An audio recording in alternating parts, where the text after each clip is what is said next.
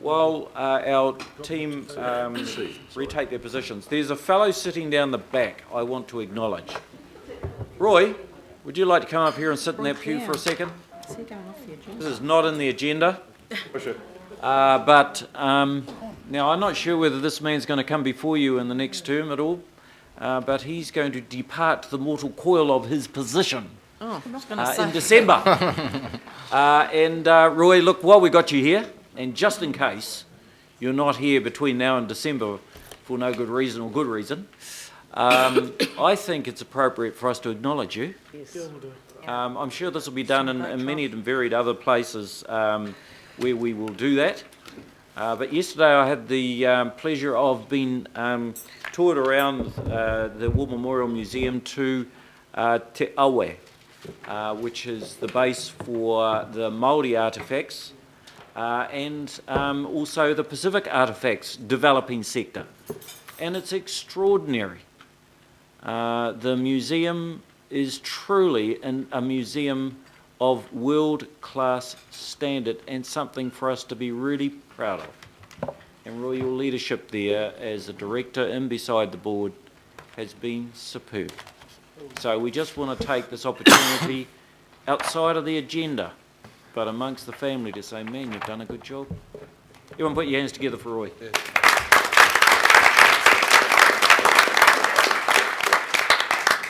Kia ora, Your Worship, thank you, and thank you, councillors, for that tribute. I would just like, in turn, to acknowledge the support we've had from the governing body, from you personally as the Mayor, from Deputy Mayor Penny House, and from all of the councillors and local board members. And could I also just say that none of this would happen without people like Sally, 300 staff, and some 300 volunteers who we absolutely couldn't open without. So a great tribute to Aucklanders for encircling this amazing institution. It's been a huge privilege to work with you all, and my interest is making sure that the transition is as seamless and bump-free as possible. But, Your Worship, thank you for your good wishes. Yeah, thank you. Well done, Roy. Lovely to see you. Right, now we move on to item 16, and it wouldn't be appropriate for us to conclude this term without reference to dogs. And so we Mr. Mayor, would it be timely for us to move a vote of thanks to Director Roy Clare for the wonderful job he has done in leading the Auckland War Memorial Museum? Could we put it on record? Yeah, absolutely. Why not? We can do that. Achievements at the beginning. And so, look, I'll move it. And I'm happy to second. Will second it. And by acclamation, all those in favour say aye. Aye. Against? Well done, Roy. Right. Amendments to policy and bylaws on dogs. Councillor Callum. Oh, gosh. Would there be anything that you would like to add to this matter? No, come on. Poor thing. All right, look, Your Worship, I'll say a couple of words, and that is that it's been challenging. This is one that has been a challenge, as we know, since the inception of this council in 2010.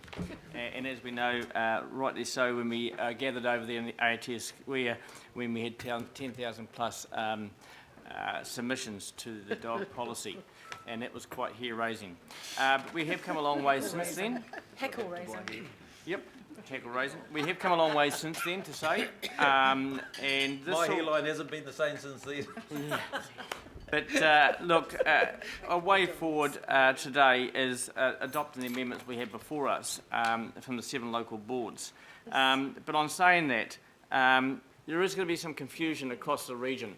At a time when we've got now one plan for Auckland, one rating structure for Auckland. We're hoping to have one set of bylaws for Auckland. And with the exception of this, where we have the difference of times across our region, which is going to be a little confusing for Aucklanders as they go from place to place and walk their dogs, whether it's in the Howick beaches or whether it's up there in Tihana or out there in that place, the far end of Auckland, the Franklin area. It's going to be quite challenging. But moving forward in the years ahead, I'm sure the council will go through a review process and hopefully bring that into line. But this is part of the delegation that we go to the boards. and I have to say quite a confusing one at that. But it'll be in the public of Auckland will have to be pretty mindful and eyes open when they do move around the region. The 7 boards in front of us today, with the difference being Howick, where they've chosen to go with daylight saving hours. The rest have gone with Labour weekend to Easter weekend. So there is a challenge, but that comes with that. They have quite a number of beaches within their board and board area. So that aside, Mr Chair, I'm happy to move the recommendations for the adopting the amendments today. Michael's here to answer any technical questions. And I also want to acknowledge Glenn Wilcox, Mr Chair, who's in the building today, I'm sure, somewhere, for his leadership and work to date with all my colleagues on this bylaw stuff that have been involved in the bylaw stuff. Glenn's been instrumental, hard working and dedicated, and put up with all the stuff that we've had to endure as well. So again, thank you, Mr Chair. Kia ora. Michael. Kia ora, Your Worship, and thank you for the opportunity to speak to this item as well. As has already been mentioned, there was clear delegations to local boards for amendments to the policy. Due to a technicality in the legislation, the local boards cannot be delegated to actually amend the bylaw. So what is being asked of the council here today is to make those required amendments to the bylaw in order to enact the policy changes that have already been made by the local boards under their delegations. The one additional complexity is, which has already been referred to, is the Howick Local Board, which has adopted a time and season rule. It's the only one of the 7 local boards in this review that has actually chosen to take a time and season rule approach. And the definition of time and season that they have requested is different from the definition that is in the policy. In terms of the time change during the summer season in the evenings, they have requested a 7 o'clock, which is not consistent with the policy, which is 5 o'clock, but is consistent with the recommendations of all of the other previous local boards that have asked for time and season changes. The other difference is that they have chosen to have a definition of the summer period which aligns with daylight savings. This is different to what other local boards have recommended in the past, but is actually the same as the rule that they have had in Howick since Legacy Council time. So they have, at the behest of their community through the hearings process, decided and agreed that they will retain that same definition of the summer season as they have historically had in that particular area. I'm happy to take any further questions or clarifications from councillors. Very good. Now I have got Councillor Linda and then Councillor Duck. Thank you. And I'm sure there'll still be people that won't be happy, but this is just a spelling mistake on page 79. We've got Te Atu Atu Road instead of Te Atatu Road. So if that can just be amended in number 3. Te Atu Atu? Yeah, Awesome. they've just got too many ATs in there. Just don't want that enshrined. Your It's physical incorrect. address has changed, Madam Deputy Mayor. It is. I quite like Te it. Atu Atu. Te Ata Atu. Okay, I've got Councillor Dick. Atu Tatu. Yeah, thank you, Mr Mayor. And a while ago, I was walking along the Rotary Walkway and came across our local MP, who was prepared to go to war on behalf of his 2 little dogs. But anyway, I see that the Rotary Walkway from Galloway to the Pakuranga Bridge is for dogs on leash. That's correct, I understand. But I just want to understand, and I think people need to understand exactly what is meant by the foreshore, because the whole of the Rotary Walkway, as you'll be aware, goes along the edge of the river, and I just want to understand for myself what the foreshore means, because the dogs are prohibited from that foreshore area.